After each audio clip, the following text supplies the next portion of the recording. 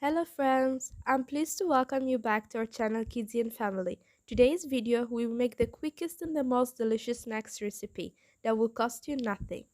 ازيكم يا اصحابي في كل مكان؟ اهلا وسهلا بيكم في قناتنا كيدزي اند فاميلي.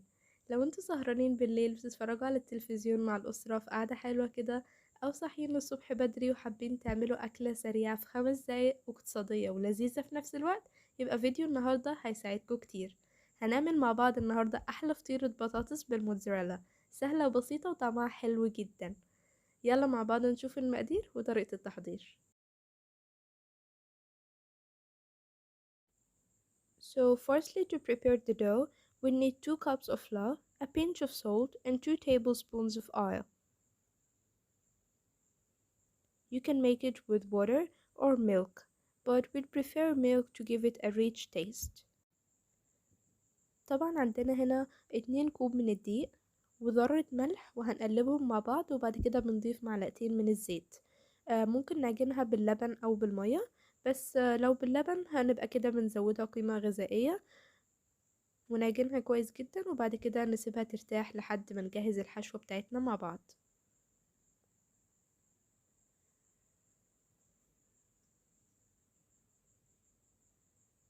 So my dough now is ready. We'll just leave it to rise up until we prepare the potatoes. So I have here 3 boiled potatoes. I mashed them nicely, and I'll add to them 2 spoons of mayonnaise, cheese, whatever kind of cheese you have, just a pinch of salt and some black pepper. الحشوة هنا هتبقى عبارة عن بطاطس مسلوقة، حوالي 2 أو 3 بطاطسات مسلوقة هنهرسها كويس جدا، وبعد كده هنضيف قطعة من الجبنة، ومعلقتين مايونيز بدي تست كويس جدا، وذرة فلفل أسود ورشة ملح بسيطة. نقلبهم كويس جدا وبكده تكون الحشوة بتاعتي جاهزة. يلا بينا نشوف العجينة. هنا العجينة بتاعتي ارتاحت، هبتدي أفردها وأحط الحشوة بتاعتي اللي هي عبارة عن الجبنة موتزاريلا والبطاطس اللي جهزتها معاكم. So my dough is ready, it is already rised up. I'll just spread it in this way. زي ما انتوا شايفين كده بفردها زي العيش بالظبط، وبعد كده هنحشيها بالبطاطس والموتزاريلا. The dough shouldn't be very thick, so you just spread in this way.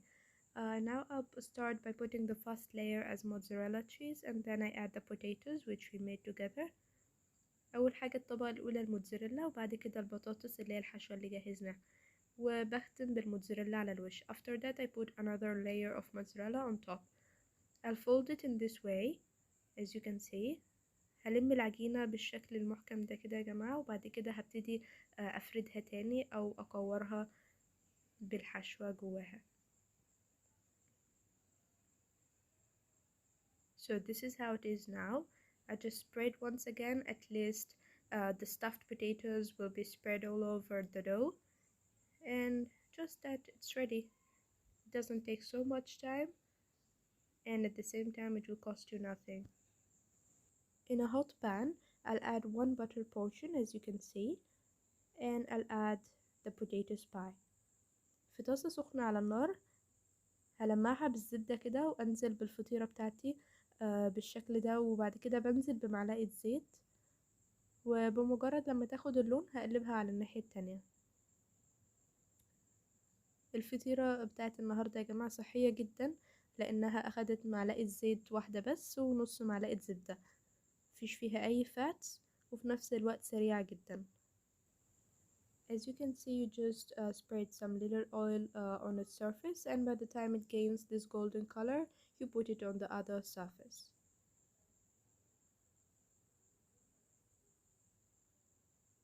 And you see how it looks like? Very golden and very easy and tasty.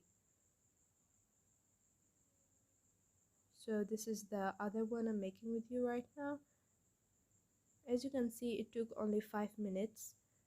The whole idea is to prepare the potatoes and prepare the dough. That's it, and you're done.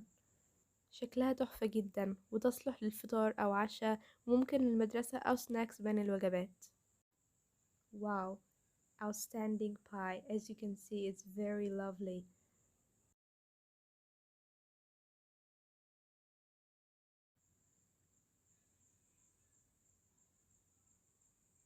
هنقطعها بالشكل ده كده. بصوا الجبنة سايحة ازاي.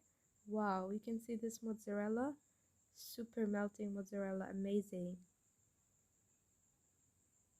بجد يا جماعة طعمها حلو جدا وصحية في نفس الوقت، بجد لازم تجربوها. ممكن تتاكل مع الكاتشب أو تقدموها مع زيتون أو جبنة زي ما تحبوا.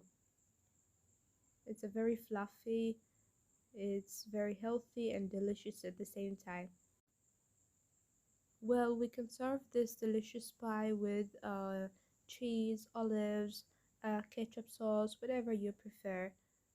So I hope you enjoyed our video, and please try this recipe, and we would really appreciate your feedback. So kindly write for us your feedback in the comments, and try this recipe and let us know how you liked it. وبكده يا جماعة يكون الفيديو بتاعنا النهاردة خلص. لو عجبكم الفيديو ما تنسوش اللايك وتشتركوا في القناة وتفعلوا زر الجرس عشان يوصلكوا كل جديد. Please don't forget to like, share and subscribe. Bye bye and see you next video. Stay safe. نشوفكم في فيديو جديد إن شاء الله ومع وصفة جديدة ولذيذة. مع السلامة.